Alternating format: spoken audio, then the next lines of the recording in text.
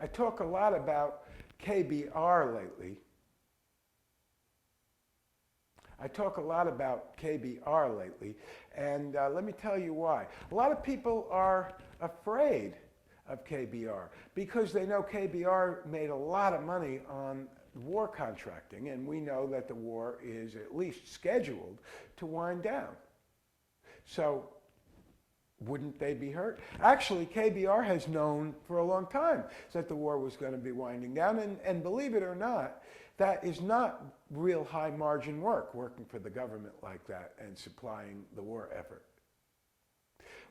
What they've been doing is taking the assets from that and putting them into things that are far more profitable. For example, building liquefaction of natural gas plants in Australia.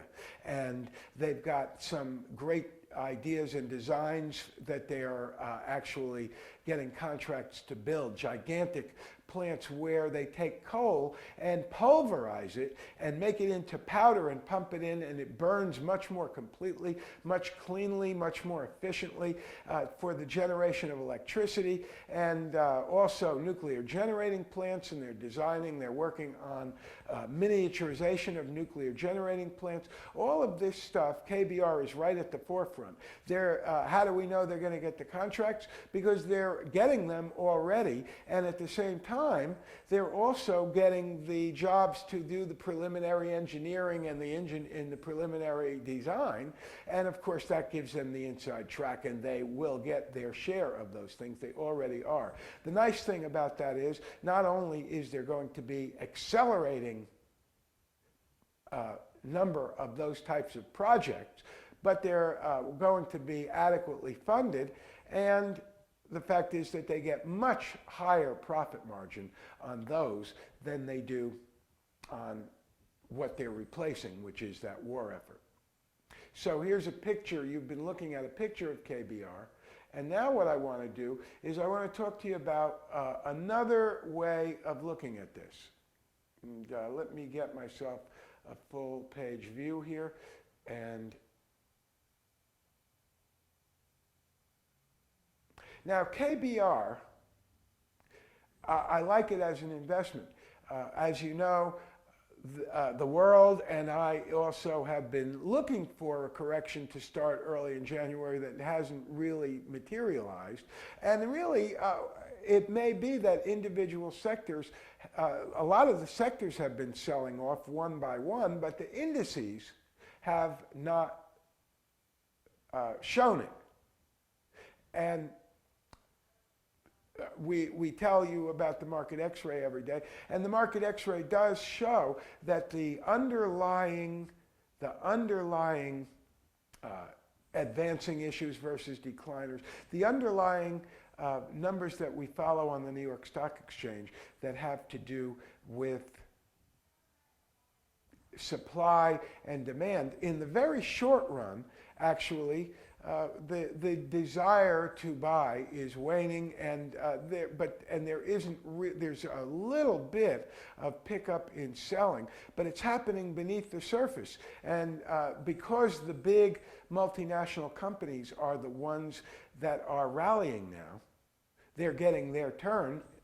It was the high-tech companies, but now it's those big industrial multinational companies, and they are overrepresented in the indices, and so you're not seeing any sign of any correction in these indices. They continue to move their way up. Sooner or later, we know that there has to be some selling. We get into April, people have to pay taxes. People buy these stocks to make money. Eventually, they want to take some of the money out. Obviously, someday there will be some selling. As we've gone on and had this very powerful rally for a real long time, you start to say it gets a little bit more dangerous. So I see KBR performing well. We want to own it, and yet we don't want to buy it and then have a correction start the next day. So here you have KBR, and as it closed Wednesday night with this inner circle meeting, it was at around 33.5, and wouldn't I love to buy KBR for 32? So here's an idea, and I'm going to tell you in advance that if this is kind of unfamiliar to you, I want you to learn about it and over time get used to it. And what everybody ought to do who is a member of the Inner Circle is get yourself a free practice account. One place to do it is at TradeStation, at Trade Monster, the Nigerians, the discount broker that they invested in. They're my friends and I like that one, but there are many other ones. We have no particular interest in where you go for it, but I do think you should get a practice account so that you can practice the techniques that are unfamiliar to you that we talk about here, and you don't have to risk any money. And then after a while, you'll find that they are improving your performance and making you better. And then you can actually start doing it for real money if you want to. But in the meantime, being able to practice these things is very important. I don't want you doing stuff that you don't know how to do and that you don't understand. We want to be enlarging everybody's horizons, letting you use all these tools. We don't want you to be just a golfer who only wants to use the 7-iron because that's what you're familiar with. We want you to be able to, and I want to bring to you all of the tools that people are using, that the great investors are using, and I want you to have access to them. But you do need to practice, not just run in and let somebody take your money.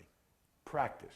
But anyway, here we have, this is called selling a put. Here I'm actually getting paid. I'm selling someone an option, allowing them to sell me this stock if they want to by, in this case, June, middle of June. Now, I would love to buy KBR, this stock, for 32. And so what I'm doing is I'm selling them a right to sell it to me for 32. Remember, the stock is at 33 and a half. In order to do that, I'm getting paid between $1.90 and $2 or so for selling them that option. I get paid the $2 a share. If the stock never comes back in, I get to keep my $2 no matter what. I've made the money for buying KBR, but I never really had it, and I'm not risking what happens if there is that correction. If we do that, get that correction, and it comes back down, I will buy it for 32. I want it now. I get the benefit of having taken that risk, but I don't actually have to hold that stock and possibly lose money in a correction. If it does come down, obviously it could come down below 32, but I'm willing to buy the stock, and I'm really even willing to buy it at 33 and a half. So I get to keep my $2 and I get to buy it at a lower price at 32. So that is a good way to buy and lock and get some profits, to buy that stock at a time when you are concerned that there may be a correction.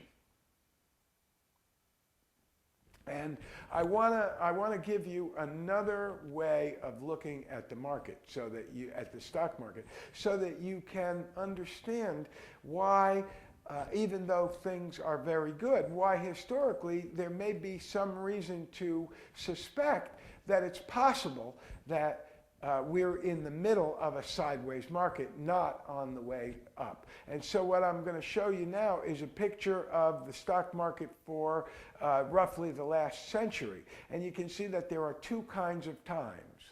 One type is peacetime, where there's low inflation, and the other type is wartime, where inflation does become a problem. And usually, each generation gets its own war times, and we don't really put these things together, so you don't understand that this is part of that same mechanics. Well, I think we're still in wartime. I don't think we've solved this crisis that probably started 10 years ago or in 2011, in 2001. I don't think it's over yet. And we are having that sideways market that's very much like we had when we were in Vietnam, and what we had in World War II, and what we had in World War I and Korea, sideways markets where inflation becomes a problem. And then when that war is over, all that stuff that we invented in order to win the war we get to use it for peacetime purposes. All of that money we were spending, we bring it home and we use it to advance trade. Our politicians and all the politicians around the world are focused on creating growth, and that's the kind of world where you get that growth like we had in the 80s and 90s.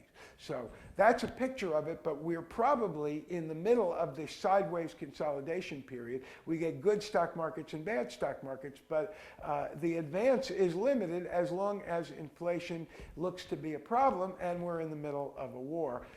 There is some historical precedent for thinking that it might be that we don't go straight up from here for the rest of our lives.